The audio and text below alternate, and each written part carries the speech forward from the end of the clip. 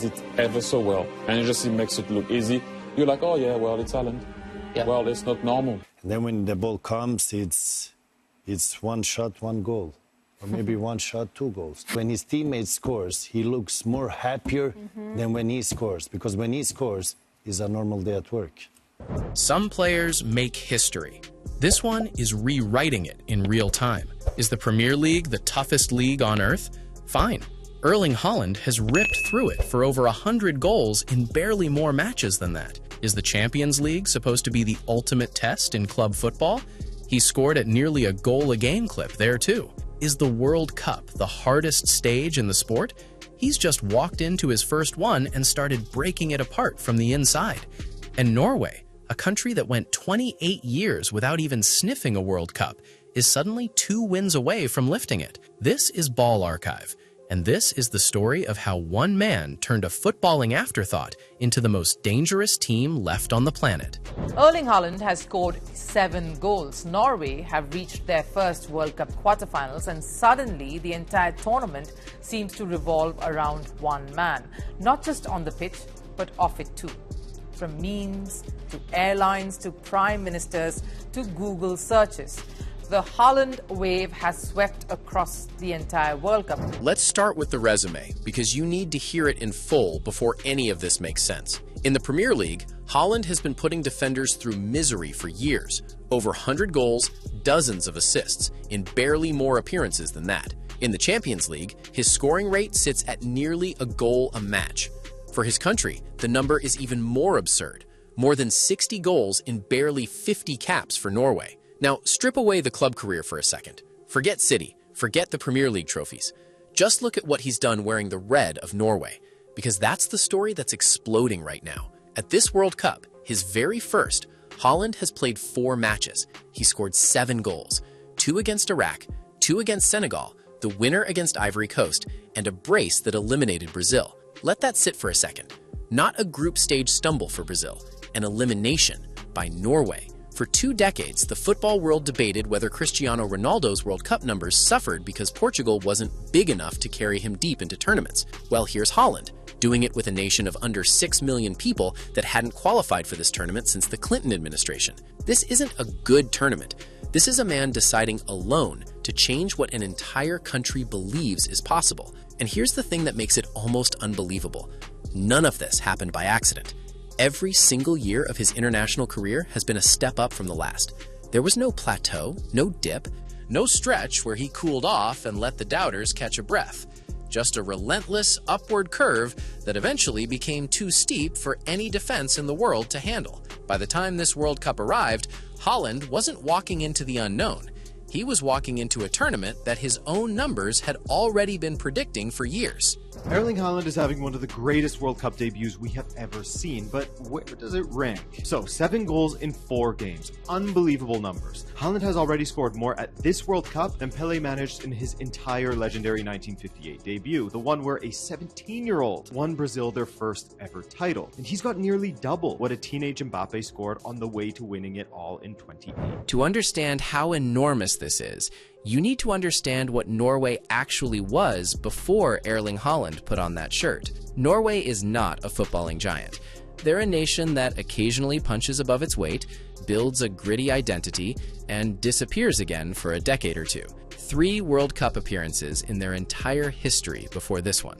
3. The first came in 1938 in France, back when the tournament opened straight into knockout football. Norway drew mighty Italy, the reigning champions, in the first round. Italy scored inside 2 minutes. It looked over before it began. But Norway clawed level late through one of their greatest ever players, Arne Brustad, and forced extra time. Only then did Italy finally find the breakthrough and send Norway home. A gutsy defeat, but a defeat all the same. Then came a 56-year wait. 56 years without the World Cup, until 1994 in the United States, when Norway shocked qualifying by eliminating England. They landed in a brutal group alongside Mexico, Italy, and Ireland, a genuine group of death. They beat Mexico, they pushed Italy to the brink after the Italian goalkeeper was sent off early, only to lose anyway. A scoreless draw with Ireland wasn't enough. Everyone finished level on points. Norway went out on goals scored, having managed only 1 in the entire group. 4 years later, France 1998. Still, to this day, the only time Norway has ever qualified for back-to-back World Cups. The ball, brilliant! By Andre Flo, goal! What a turnaround in Marseille!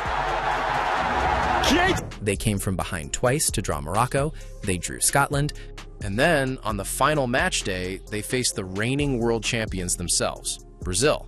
Already through, seemingly cruising, Brazil took the lead in the second half. It looked finished. And then, Norway did the impossible, leveling through Tore Andre Flo, and then completing the comeback from the penalty spot to beat the world champions outright and reach the round of 16. There, in a strange twist of fate, they ran into Italy for the third time in 3 World Cup appearances.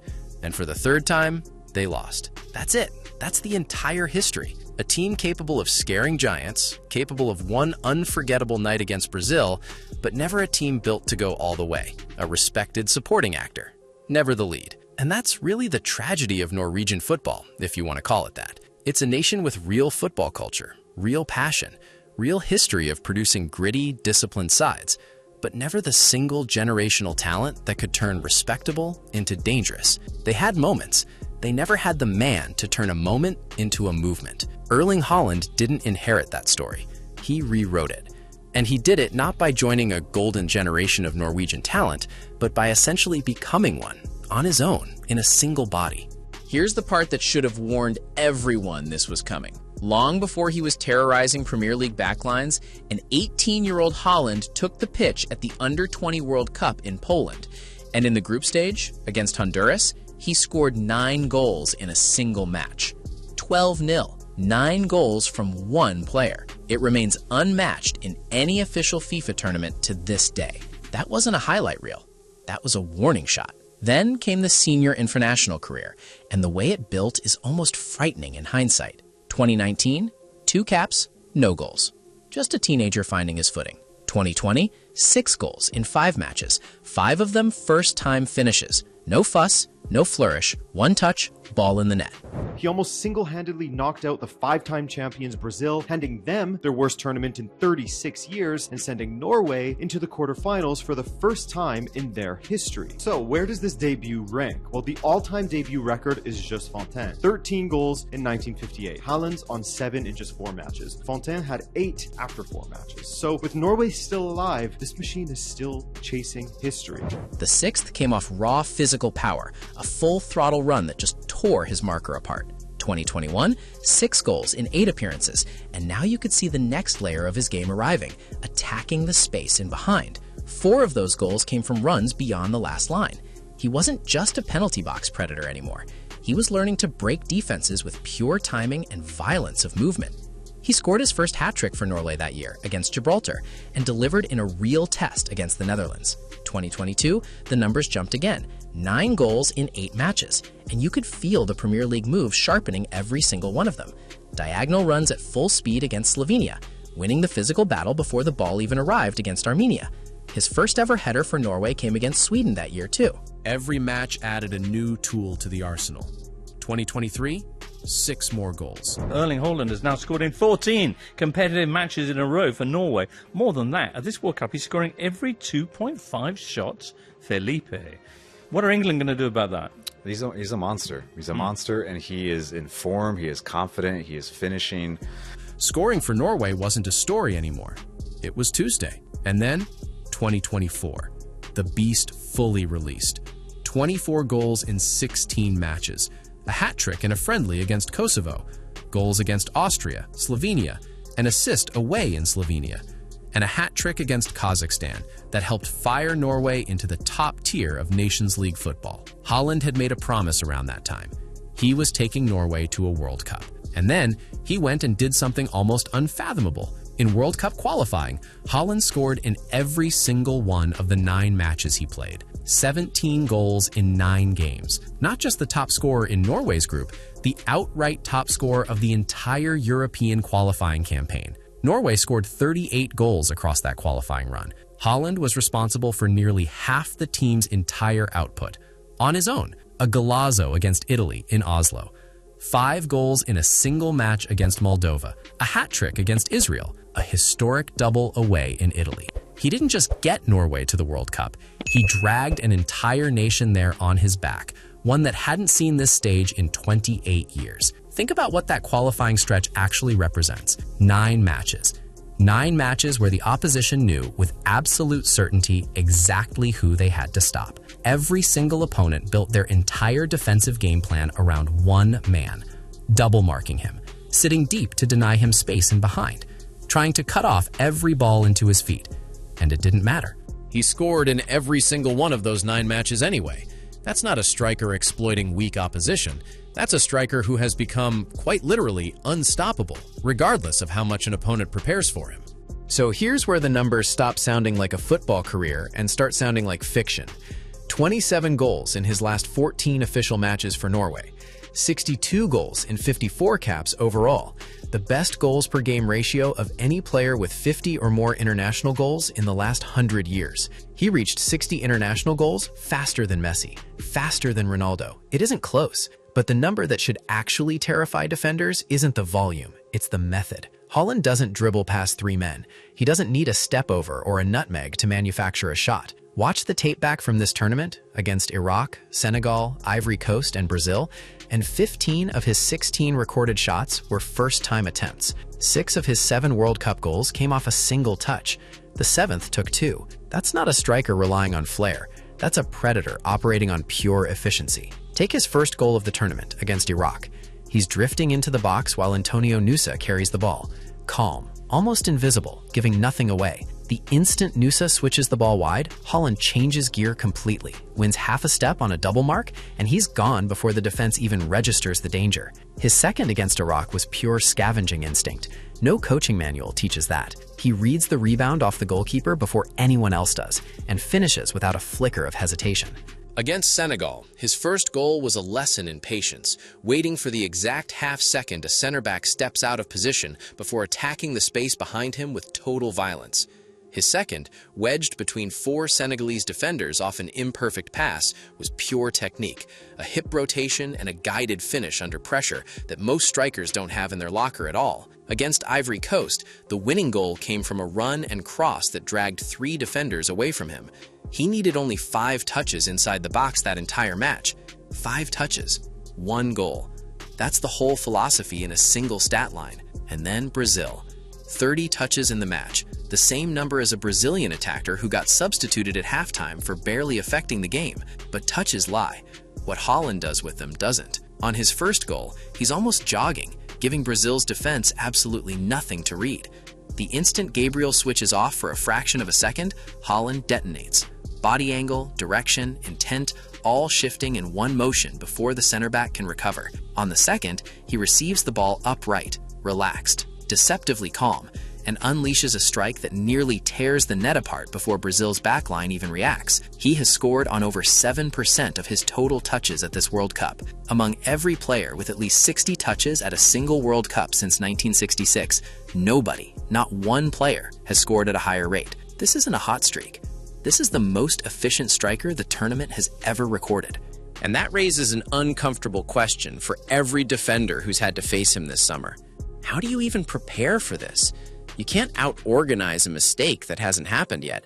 You can't scout patience. Most strikers give you tells, a shift in body weight, a glance toward goal, a change in running lane that a good defense can read half a second early. Haaland gives you almost nothing until the exact moment he's already gone. He spends most of a match looking almost bored, drifting along the last line like he's not involved in the game at all.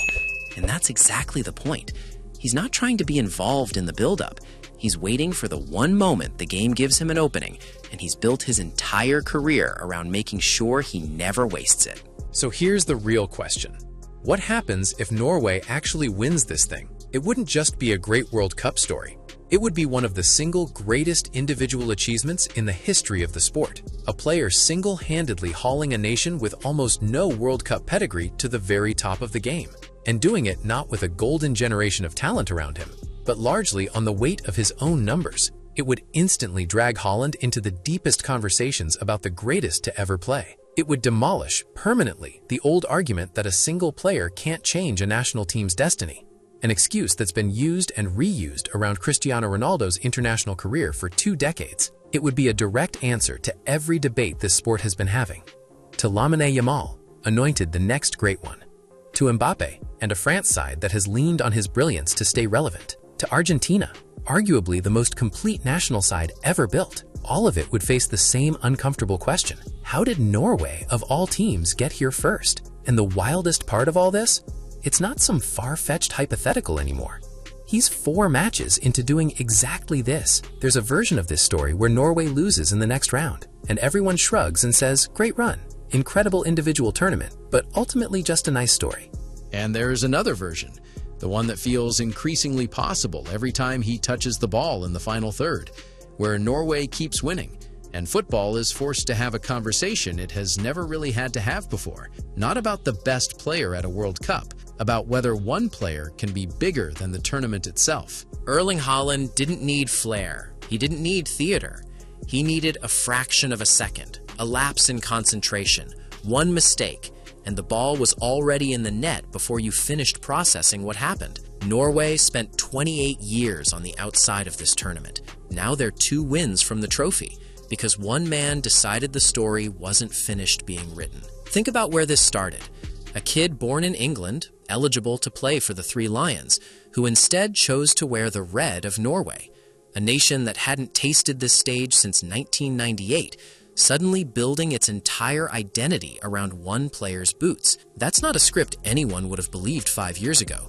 And yet, here we are, watching it happen in real time, one first touch finish at a time. Every generation gets a debate about who the greatest is. Usually, that debate is built on trophies won with super teams, or numbers padded by dominant club sides. What Haaland is doing right now is different. He's taking a footballing minnow, a country most casual fans couldn't find on a map of European giants, and dragging it, kicking and screaming into the final stages of the biggest tournament on earth. Not with a golden generation, not with a decade of tactical revolution, with goals, with one man's relationship to the back of the net that borders on the supernatural. And maybe that's the real lesson buried in all of this. Football loves to tell you greatness needs the perfect stage, the right club, the right teammates, the right system.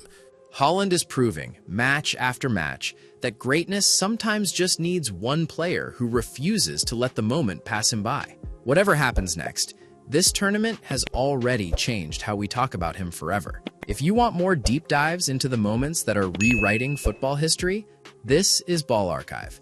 Subscribe, and we'll see you in the next one.